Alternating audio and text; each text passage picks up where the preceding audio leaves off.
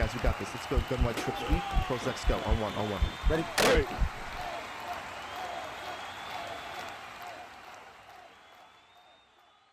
What's going on, everyone? ANCAP24 here from HuddleGG. In today's video, I'm going to show you one of my favorite secrets that I've been using all year long that I just put in our latest Chiefs Trips game plan in order to pull down cover 3 coverage and anybody that's playing outside third or outside quarter coverage. Now, this little trick is something that can be applied in a lot of different formations. It has to be specific to certain routes, but I want to make sure that we go ahead and let you know that I am going to go over what other uses you can use this, so make sure that you stick to the end of the video. So the PA verts play here is what I taught in the Chiefs trips. And what I did here was I called it to where the trips were to the short side of the field. I used my outside apprentice and put the left player on a post. I flipped the play. Okay. Then what I did here is once I get them settled, I'll make sure that I show this for you. I went ahead and I put the A route, this wheel, on a smart route. Now this is the trick, okay? When I say the trick, this A route, a smart routed wheel, is basically the best pull route when it comes to cover 3. He's going to get into the area of responsibility of the outside corner, that is. And because he's past 10 yards, he's going to come and play that. And we're going to be able to get the X over the top. I like this play just because of the fact that it's a quick hitting play. The X is one of those routes that once it goes up and it turns, if the user doesn't have a beat on it right away, he's not going to catch him. And what you'll see here is that you're going to get this outside corner to come down. Now you're going to be able to throw this ball over the top here, catch your ball, get around the corner, and get yourself the one-play score. Now let me go ahead and show you what I'm talking about here when it comes to the cornerback, okay? Now, this is the cornerback right here, number 2. His responsibility is outside third. He goes back. Once he sees that this guy goes past the 10-yard mark and stops, that's his man, right? He's going to basically come down on it. And once this guy reaches the hash marks, he's going to realize that now he's got to cover the other guy. So at this point, he's not to the middle yet, so he's the only threat in his area. Once he sees that he gets there, now he's got to go ahead and retract. And you can see that all you're doing here is you're out throwing the safety, and you can see how we're going to be able to catch that and get ourselves the one-play score, okay? Now, obviously, this is a specific play to the Chiefs. That's why it's something that I have in our game plan. But what you're going to see is that a lot of times when in my game plans, I'm going to drop Easter eggs. What I mean by that is I talked about how this is a great pull route, but I really didn't tell you how good it is with other formations as well, because I didn't really want to see people early in the year running this with bunch, running this with, some other formations that are a little bit more popular, because it's going to be a little bit more of a headache. So I'm going to go ahead and show you another formation I really like. I'm going to stay in the Chiefs playbook, and I'll go ahead and I'll switch over to the Panthers playbook so you can see some more applications of this, but I want to make sure you know, okay? Now, one of my favorite formations that I'm really studying right now that I would say at this point is probably a good possibility I'll do a game plan on is the bunch Y flex. And I'll show you here the cover 3. I'm going to show you a play here. We can just go ahead and go do verticals, okay?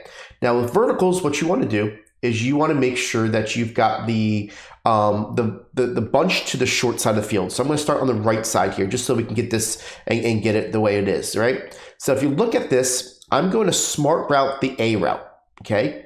Now I'm going to take the B and I'm going to put him on a post, and I'm going to motion him over and put the X on a streak.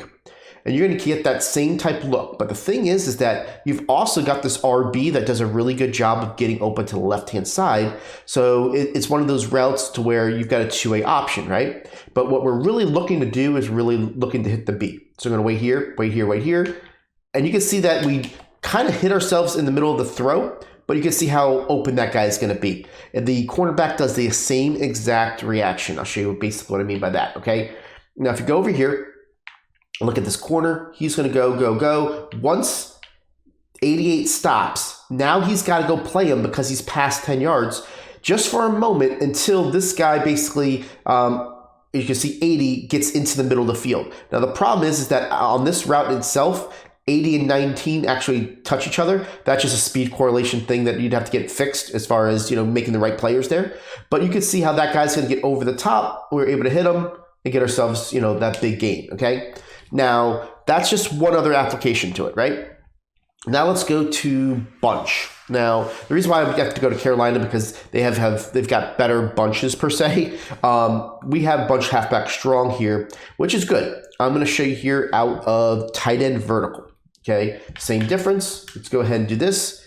We're going to do the same thing. Now here we can just put the X on a post. You can see how that works. Now, if you want this to work just like if you're doing, something like this, I will put the B on a flat, okay? And then you can do something here where you put this this RB on a slant. And what you'll see here is you're gonna get that same type of reaction. I'll try to get to the outside. That guy goes to head down on it. And you're gonna see how you're gonna be able to pass lead this to that player and get yourself some big yards, okay? Now, if you want this to be open even more, you're gonna wanna put a streak route out there, right? Streak route would be this guy because he's basically does not need to be needed on the play. And, you could do something like this to where now you're setting it up to where you've got the A that's going to pull down the route. And now you're going to see here how you've got the B that's going to hold the safety and you're going to get yourself that huge gain, right? So that's one way to do it in gun halfback strong. Now let's go ahead and flip playbooks and go ahead and show you how we can do this at a bunch offset and some other formations as well.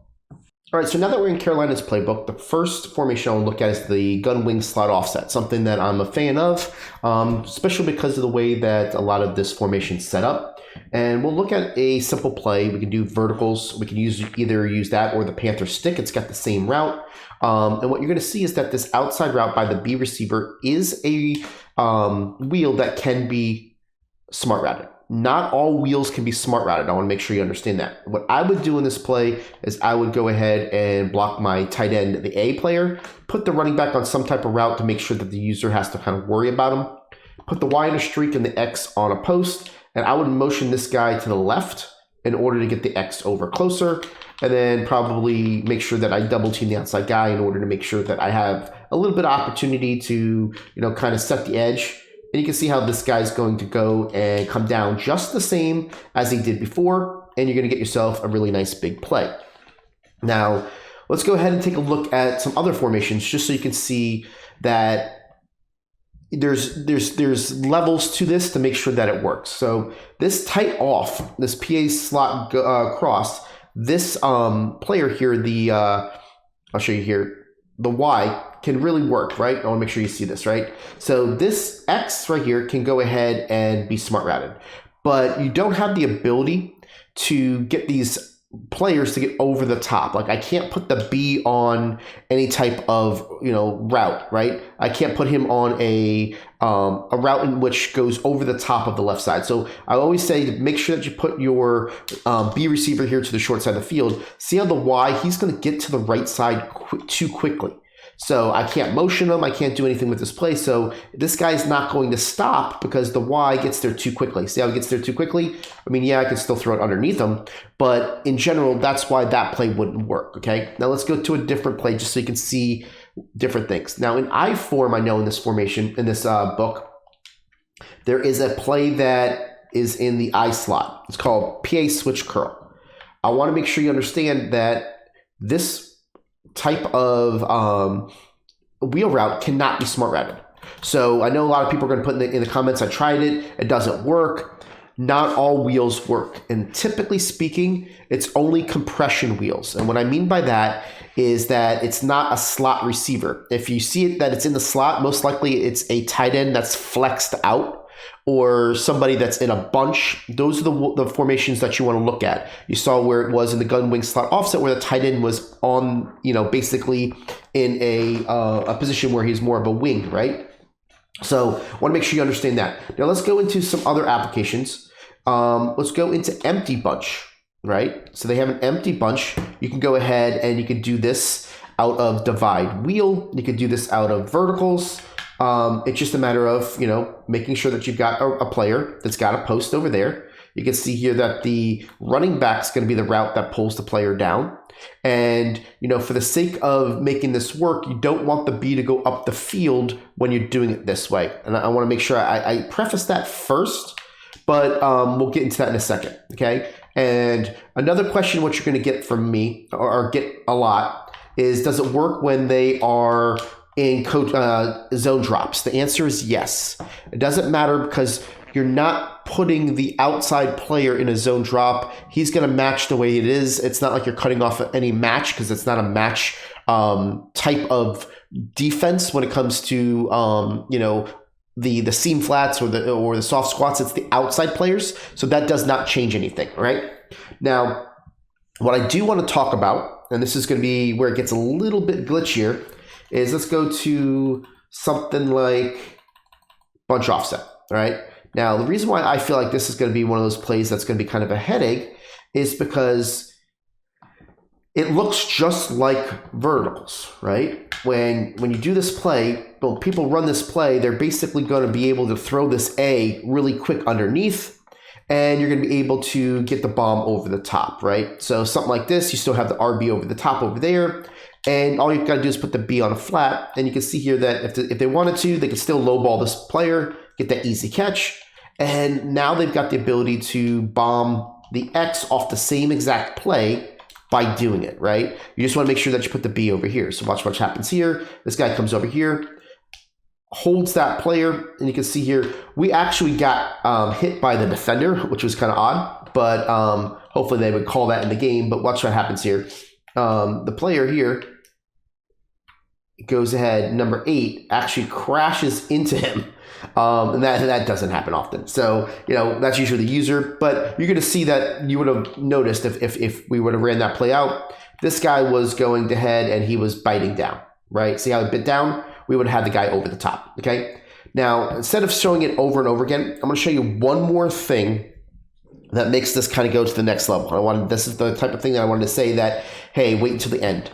So what we actually can do is get the cornerback on the outside to bite down just enough to have the second wheel beat him over the top. Now, I'm going to show you this first out of gun bunch halfback strong, and there's a reason for it, and then I'll go back to bunch offset, okay? Out of halfback strong, I'm going to go ahead and call the tight end vertical play, call cover 3, and this only works, so you guys know, when they don't adjust their zone depths. So if somebody's doing deeper zones, then this isn't going to be applicable. But for those that are using this, in games where people are actually keeping their zones to be the same, this is where it's going to work.